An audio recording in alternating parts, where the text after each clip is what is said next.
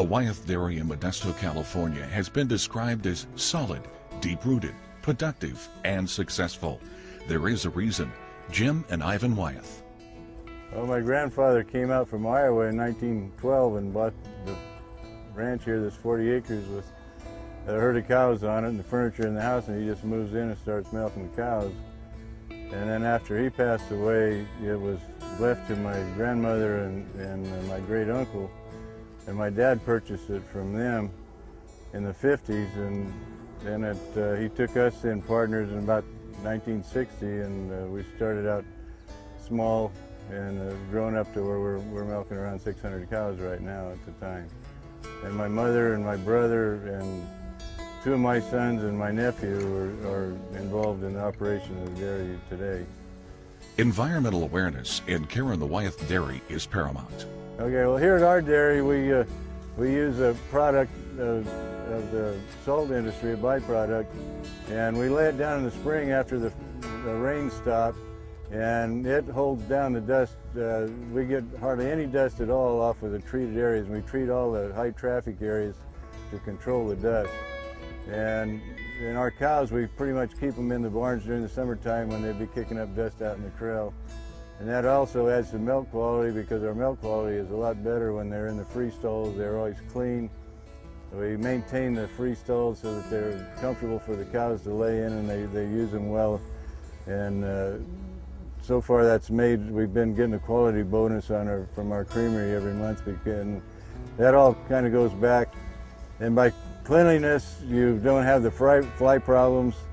We haven't sprayed for flies on this dairy for years. We don't have the wet areas for the flies to breed and multiply, and we've had good control that way. Running and maintaining a productive dairy is one thing. That's simply a way of life for the Wyeth family. Keeping abreast of the regulatory actions and challenges, well, that's something else. Milk pricing is set up on a formula at the state, and the formula takes into consideration the price of milk powder and butter and the cheese market, and a couple other things that work into that formula. The concept of the state setting the price of milk is a fallacy, because all the state does is add up these numbers in the formula and then publish the minimum price to pay for milk. The only price the state sets is at the store. They say you cannot sell below the cost of production. And so whatever the cost of the milk coming into the store shelf, that's the lowest price they can charge. But the store can charge whatever they want above that price. So when you go to the store, you know, if milk is way out of line with another store, it's because they're wanting more income off of it. And we also have the challenges of the environment, the water quality. We're getting inundated with regulations that some of them make sense, some of them don't make sense. The air situation is about the same way. Don't have a problem with meeting some of these challenges if they're scientifically based, but when people are just deciding that this is what's going on and you need to do this without any scientific background, I have problems with that. Now, here at the Wyeth Dairy, we're open to tours for the kids, and it's kind of a two-pronged education system. The kids learn about how the dairy operates. The parents learn about the environmental issues, how we deal with them. And I even had one parent tell me that, "Oh, you're recyclers." I said, "Yeah, the dairy business has been recyclers forever. You know, you feed the cows, you generate manure, you put the manure out in the field as fertilizer, which enhances the crops." And a lot of these people don't understand this concept. I even had a woman one time ask me what we'd done to milk to make it white, and I had to strip some out of a cow to prove it to her. So that's the type of education that we'd like to get across to the public. Through family teamwork, the Wyeth brothers have developed a solid and successful operating system for the dairy. Okay, my brother and I are kind of the senior partners in the dairy, and my mother still is involved with us.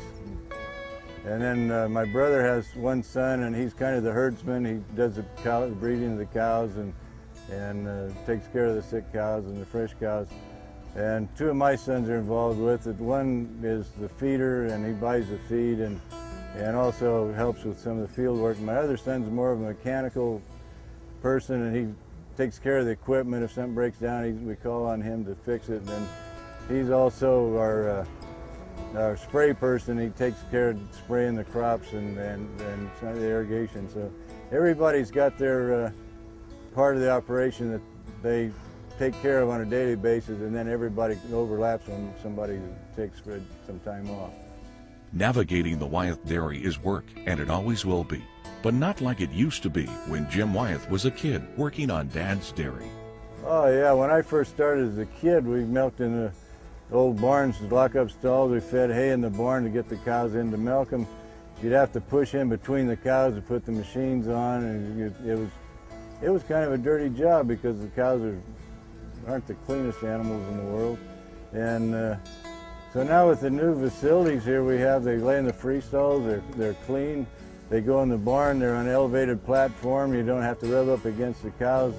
The equipment is so much superior to what we dealt with years ago.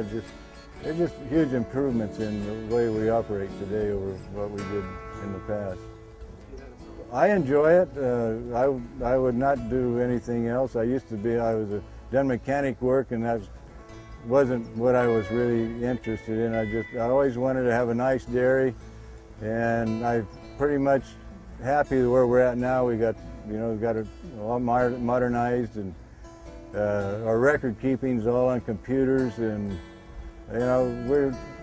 we just kind of rolled along with the times, and new innovations come along. We try to incorporate it into our operation. For Jim Wyeth, the dairy life, good or bad, is simply his way of life. Always has been and always will be. My life here in the dairy has been my life. I had no desire to ever live in town. It's hard work, but I always say if you like what you're doing, you'll enjoy the life. If you don't like what you're doing, you need to get into something else. And dairy, I was born on the other end of this ranch 66 years ago, and I've never left here. Even through some of the hard times, it's still enjoyable business to be in.